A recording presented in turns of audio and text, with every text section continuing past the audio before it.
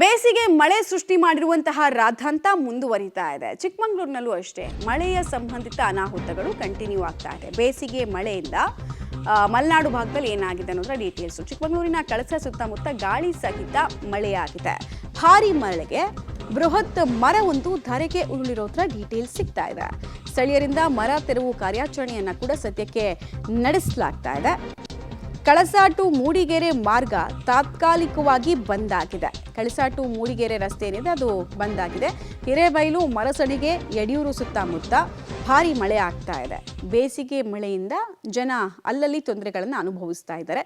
ಬೃಹದಾಕಾರದ ಮರ ರಸ್ತೆಗೆ ಅಡ್ಡಲಾಗಿ ಬಿದ್ದಿರುವಂತಹ ಸಂದರ್ಭ ತುಂಬ ಜನಕ್ಕೆ ತಮ್ಮ ಬೆಳೆಗಳು ಎಲ್ಲಿ ಹಾನಿ ಆಗುತ್ತೋ ಅನ್ನುವಂತಹ ಆತಂಕ ಕೂಡ ಇದೆ.